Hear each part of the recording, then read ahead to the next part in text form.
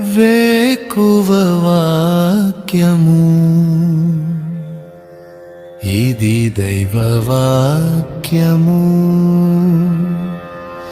వేకువ వాక్యము, ఇది దైవ వాక్యము. వేకువ వాక్యము, ఇది దైవ వాక్యము. వేకువ వాక్యము, ఇది దైవ వాక్యము. వేకువ వాక్యము వేకపు ఓడి కొరకై నిర్గమాకాండము 3వ అధ్యాయము 12వ వచనం. నిశ్చయముగా నేను నీకు తోడయుందును. ఈ మాట దేవుడు మోషేతో చెబుతున్న మాటగా మనకు తెలుసు. దేవుని యొక్క తోడు అనేది మనకెంతో ధైర్యాన్ని, బలాన్ని మాత్రమే కాదు, విజయాన్ని ఇచ్చేదిగా ఉంది. మోషేని దేవుడు ఇశ్రాయేలు దగ్గరకు, అనగా ఐగుప్తులో ఉన్న ఫరో దగ్గరకు పంపిస్తున్నప్పుడు మోషే ఎంతో భయపడుతూ వచ్చాడు, ఎంతో వెళ్ళనని దేవునితో వాదిస్తూ వచ్చాడు. ఈ ఉదయకాల సమయంలో ప్రియమైన సహోదరి సహోదరుడా, నీ ఉద్దేశము దేవుని ఉద్దేశము, నీ యొక్క తలంపులు దేవుని యొక్క తలంపులు, నీ చిత్తము దేవుని చిత్తము. కొన్నిసార్లు రెండు కూడా వ్యతిరేకంగా ఉండవచ్చు. అయితే దేవుని చిత్తంలోనికి నువ్వు వచ్చినప్పుడు, దేవుని ఉద్దేశాల్లోనికి నువ్వు వచ్చినప్పుడు, దేవుని తలంపులు నువ్వు తెలుసుకున్నప్పుడు నీ జీవితం విజయవంతంగా ఉంటుంది. చాలాసార్లు మనం అనుకుంటాము, మనకు అనుకూలమైనదే దేవునికి అనుకూలంగా ఉండాలి, మనకిష్టమైనదే దేవునికి ఇష్టం అవ్వాలి, మనకు నచ్చినదే దేవునికి నచ్చాలి. ఇంకా ఒక్క మాటలో చెప్పాలంటే మన చిత్తమే దేవుని చిత్తము అవ్వాలి అని అనుకుంటాం. ప్రియులారా, దాని ద్వారా మన జీవితంలో ఎంత నష్టపోతామంటే దినాలు గడిచిపోతాయి, సంవత్సరాలు కూడా గడిచిపోతాయి. అందుకని దేవుని యొక్క ఉద్దేశము మోషేను ఎప్పుడూ దేవుని ప్రజల కొరకు ఆయనను పంపించాలని ఉద్దేశిస్తూ వచ్చాడు. కానీ దేవుని యొక్క ఉద్దేశాన్ని మోషే ఎరగకపోవటాన్ని బట్టి మొదటి 40 సంవత్సరాలు కూడా ఆ ఫరో యొక్క కుమార్తె దగ్గర, ఆ తర్వాత 40 సంవత్సరాలు ఆ మిద్యాను అరణ్యంలో ఇత్రో దగ్గర అలాగ వృధా అయిపోతా వచ్చింది. అయినప్పటికీ కూడా మరలా 80 సంవత్సరాలు అయినప్పటికీ కూడా దేవుడు మోషేతో మాట్లాడి నువ్వు వెళ్ళొచ్చు కదా అంటే మోషే ఎన్నో సాకులు చెప్తున్నాడు. ఉదయకాల సమయంలో నువ్వు కూడా దేవునితో ఏ సాకులు చెప్తున్నావు? ఒకవేళ అవి సాకులు కాకపోయినా నీ బలహీనతలు ఉన్నాయేమో, నీ అసమర్థతలు ఉన్నాయేమో. ప్రియ సహోదరి సహోదరుడా, నీ అసమర్థతలన్నీ సమర్థంగా చేయగల దేవుడు ఉన్నాడు. అందుకని ఈ నిర్గమాకాండం 3వ అధ్యాయాన్ని మ్యాన్స్ ఎక్స్క్యూజెస్, గాడ్స్ ఆన్సర్స్ అని పిలుస్తారు. మానవుని సాకులు, దేవుని సమాధానాలు. ప్రియ సహోదరుడా సహోదరి, నీ ప్రతి ఒక్క సాకుకి కూడా దేవుని దగ్గర సమాధానం ఉంది. నువ్వు ఏం చేయలేకపోతున్నావో, నువ్వు ఎక్కడికి వెళ్ళలేకపోతున్నావో, ఏది నీ వల్ల కాదని అనుకుంటున్నావో, దేవుడు నీతో ఉన్నప్పుడు అవన్నీ తప్పనిసరిగా జరుగుతాయి. అందుకని దేవుడు ఇక్కడ అంటున్నాడు, మోషే నేను నీకు తోడుగా ఉంటాను అనే మాట కాదు, కానీ నిశ్చయముగా తోడుగా ఉంటాను. ఈ నిశ్చయత అనేది బైబిల్లో తప్ప ప్రపంచంలో మనకి ఎక్కడ పుస్తకాల్లో కనపడదు. ఎందుకంటే ఈ దినాల్లో, ఈ లోకంలో దేవుని యొక్క నిశ్చయత తప్ప ఎవరి నిశ్చయత మనం చూడలేము. ఇంకా చెప్పాలంటే నిశ్చయత ఇచ్చేది దేవుడు తప్ప మరెవరు నిశ్చయత, ఆ అష్యూరెన్స్ ఇవ్వలేరు. ఈ ఉదయకాల సమయంలో దేవుడు కూడా నీతో కూడా మాట్లాడుతున్నాడు. నిశ్చయముగా నీకు తోడుగా ఉంటా, నిశ్చయముగా నీకు సహాయం చేస్తాను, నిశ్చయముగా నీతో వస్తాను, నిశ్చయముగా నిన్ను దీవిస్తానని దేవుడు చెప్తున్నాడు. ఇంకా నువ్వు కూడా మోషేలాగా సాకులు చెప్తూ ఉంటున్నావేమో. మోషే చెప్పిన ఈ 5 సాకులు ఇక్కడ కనపడుతూ ఉన్నాయి. నువ్వు కూడా దేవునితో ఎన్నో సాకులు చెప్తూ ఉన్నావేమో. మోషే మొట్టమొదటిగా ఏమని చెప్తున్నాడు అంటే, నా పేరేమిటి, నన్ను అడుగుతారు వాళ్ళు, నేను ఏం చెప్పాలి అంటున్నాడు. ప్రియ సహోదరుడా, సహోదరి, దేవుని యొక్క ఉద్దేశము నీ పట్ల ఉన్నప్పుడు దేవుడు నీ జీవితంలో ఎన్నో కార్యాలు చేస్తాడు. అందుకని మోషే, నేను ఎంతటి వాడిని ప్రభువా అంటున్నాడు.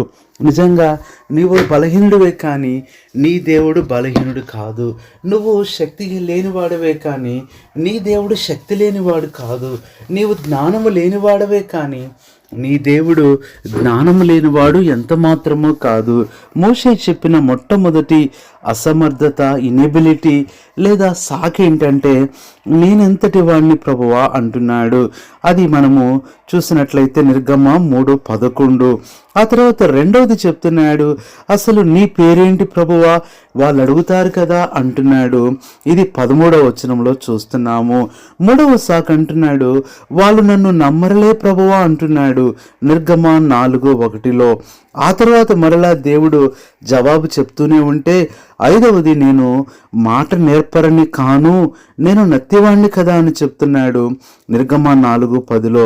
ఇంకా ఇన్ని చెప్పినప్పటికీ కూడా దేవుడు ఎంతగానో ఆయనకి నచ్చ చెప్పినప్పటికీ చివరిగా 4:13లో నన్ను కాదు వేరే వారిని పంపించండి అంటున్నాడు. ఇది నా ప్రియ సహోదరుడా, సహోదరి, దేవుడు ఎందుకు నీకు కష్టం ఇస్తున్నాడో తెలుసా? దేవుడు ఎందుకు నీకే కన్నీళ్ళు ఇస్తున్నాడో తెలుసా? ఎందుకు దేవుడు నీకే శ్రమలు తీసుకొస్తున్నాడో తెలుసా? నిన్ను దీవించాలని, నిన్ను ఆశీర్వదించాలని. మోషేకి తెలియదు కాబట్టే వేరే వాళ్ళని పంపించండి అన్నాడు.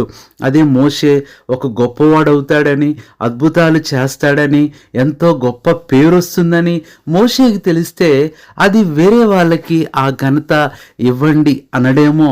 ఇది నా ప్రియ సహోదరుడా, సహోదరి, దేవుడు నిన్ను ఆశీర్వదించాలనుకుంటే వద్దులే ప్రభువా వేరే వారిని ఆశీర్వదించండి అంటావా?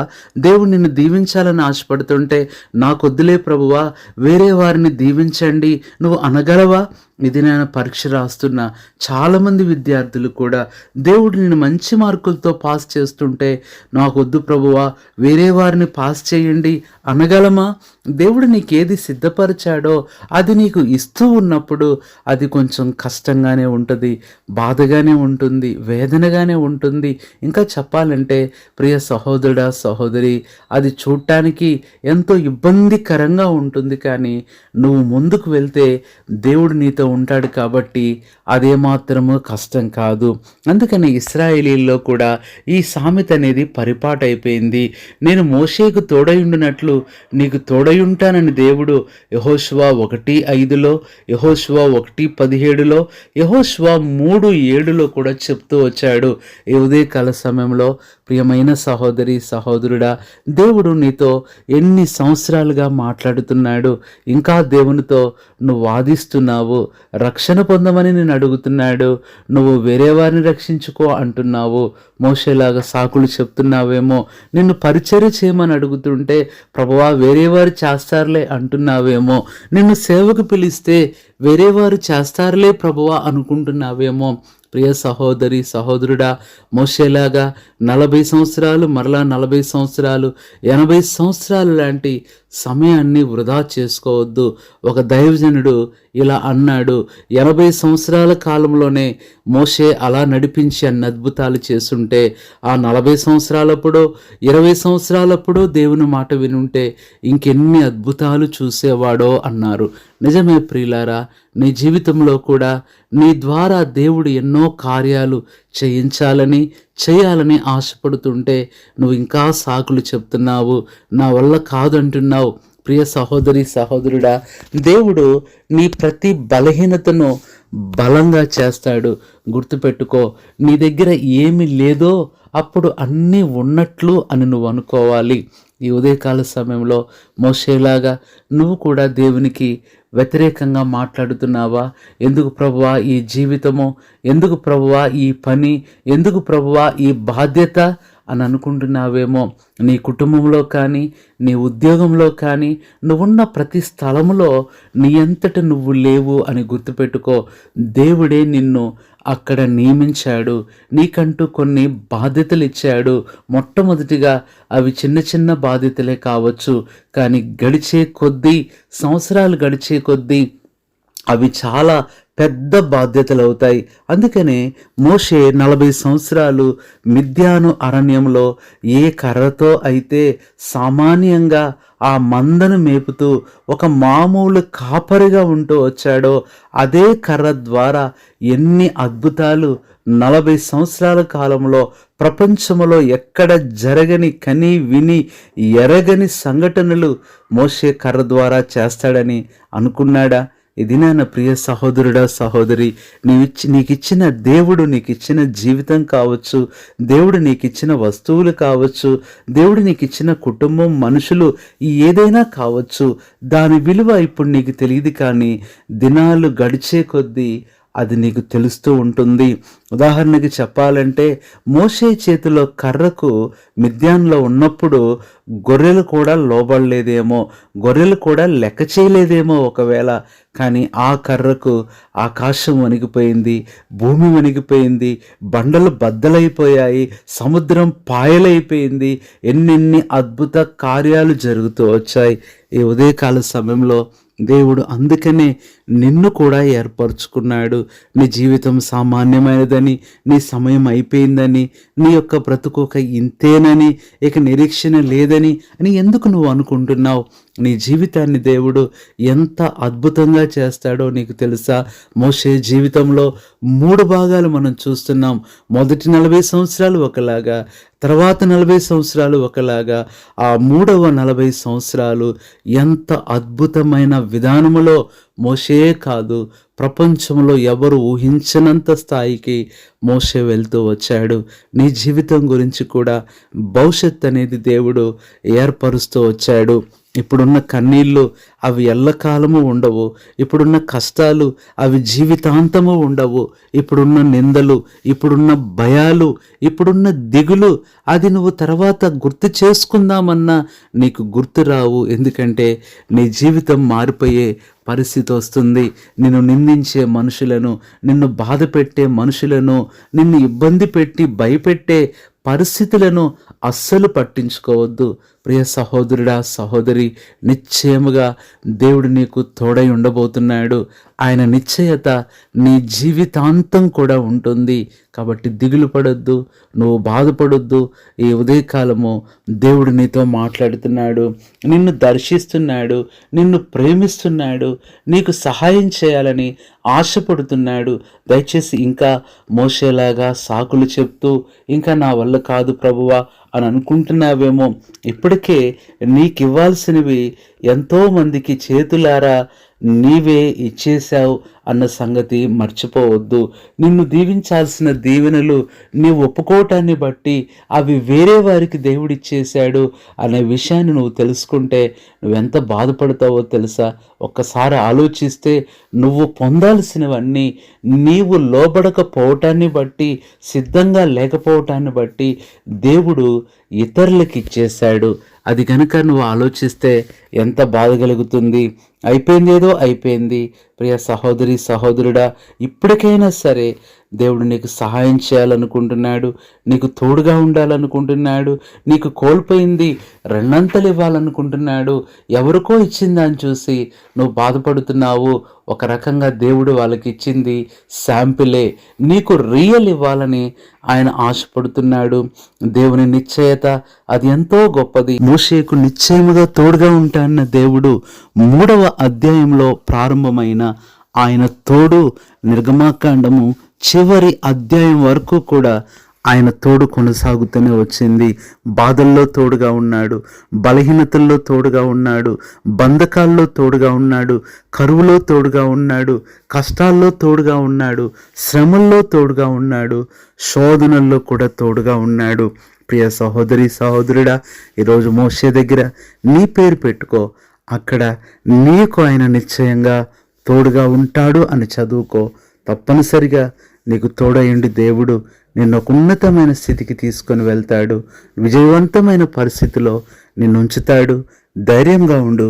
నీ కొరకు ప్రార్థన చేస్తాం.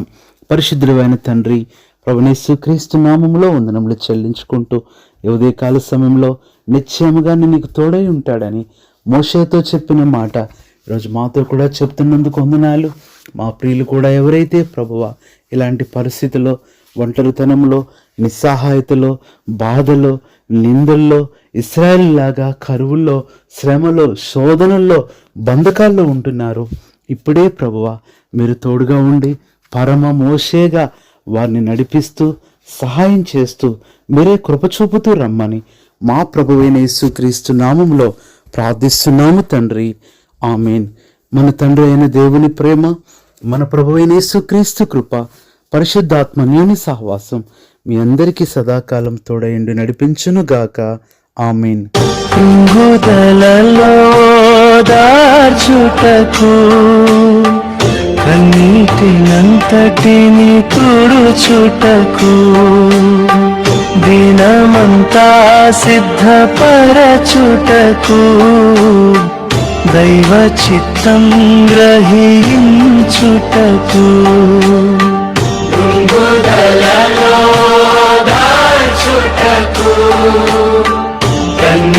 కన్నీటినంతటిని తుడుచుటకు దినమంతా సిద్ధపరచుటకు దైవ చిత్తం గ్రహించుటకు వేకువ వాక్యము ఇది దైవ వాక్యము. వేకువ వాక్యము ఇది దైవ వాక్యము.